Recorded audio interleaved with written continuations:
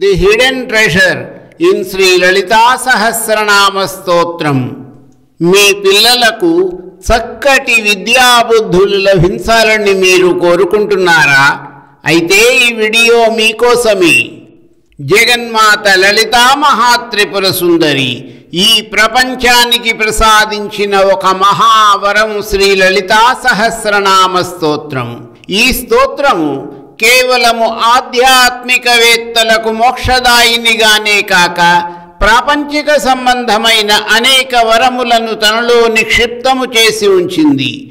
ఎవరు ఏమి కోరుకున్నా వారికి దానిని ప్రసాదించే మహత్తరమైన శక్తి ఈ స్తోత్రమునకు ఉంది. కావలసినదల్లా దృఢమైన నమ్మకము, అచంచలమైన విశ్వాసము. ఈ పరంపరలో భాగముగా ఆ వరములను గురించి ఇప్పుడు ప్రస్తావించుకుందాము. జగన్మాత శ్రీ లలితా సహస్రనామ స్తోత్రమును వాగ్దేవతల ద్వారా ఈ విశ్వమునకు తెలియపరచింది. వాగ్దేవతలు అంటే వాక్కుకు దేవతలు. ఆ వాగ్దేవతల నామములు వసిని, కామేశ్వరి, మోదిని, విమల, అరుణి, జయిని, సర్వేశ్వరి, కౌళిని.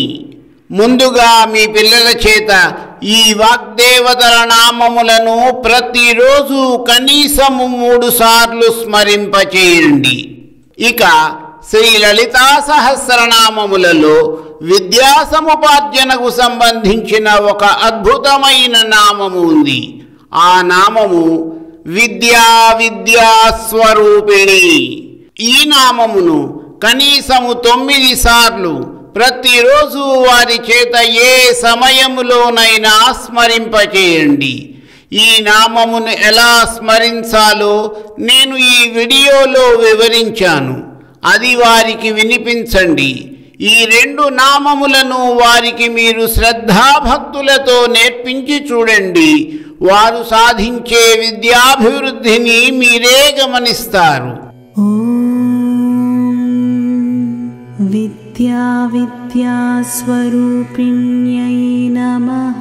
ఓం విద్యాస్వరూపిణ్యై నమః. ఓం విద్యాస్వరూపిణ్యై నమః. ఓం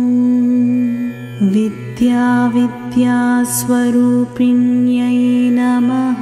ఓం విద్యాస్వరూపిణ్యై నమః. ఓం విద్యాస్వరూపిణ్యై నమః. ఓం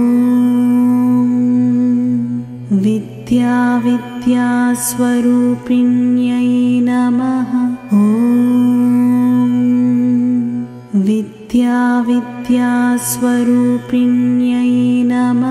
ఓం విద్యాస్వరూపిణ్యై నమః. ఓం విద్యాస్వరూపిణ్యై నమః. ఓం విద్యాస్వరూపిణ్యై నమః. ఓం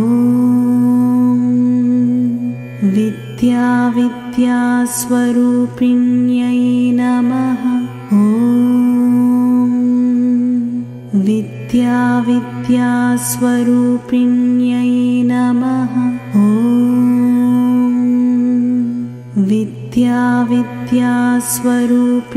విద్యాస్వరూపిణ్యై నమః. ఓం విద్యాస్వరూపిణ్యై నమః. ఓం విద్యాస్వరూపిణ్యై నమః. ఓం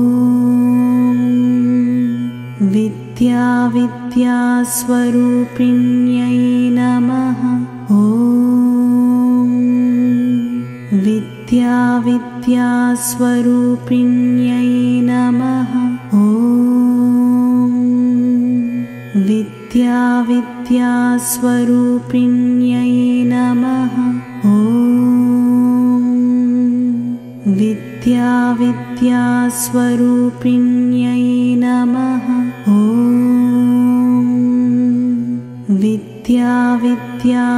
విద్యాస్వరూపిణ్యై నమః. ఓం विद्यास्वरूपिण्यै नमः। ॐ विद्यास्वरूपिण्यै नमः। ॐ विद्यास्वरूपिण्यै नमः। ॐ विद्यास्वरूपिण्यै नमः। ॐ विद्यास्वरूपिण्यै नमः। ॐ विद्यास्वरूपिण्यै नमः। ॐ विद्यास्वरूपिण्यै नमः। ॐ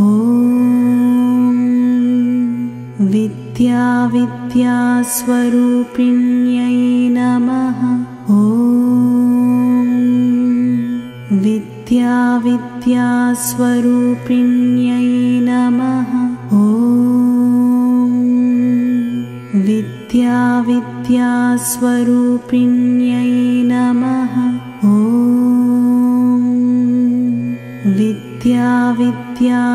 विद्यास्वरूपिण्यै नमः। ॐ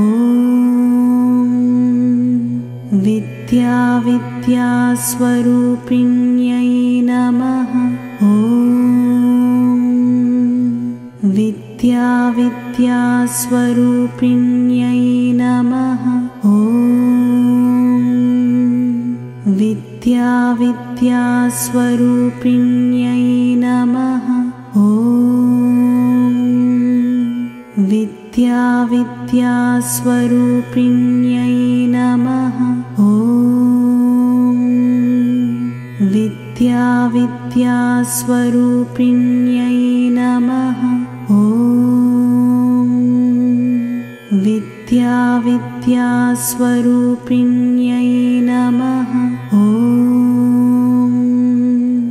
विद्यास्वरूपिण्यै नमः। ॐ विद्यास्वरूपिण्यै नमः। ॐ विद्यास्वरूपिण्यै नमः।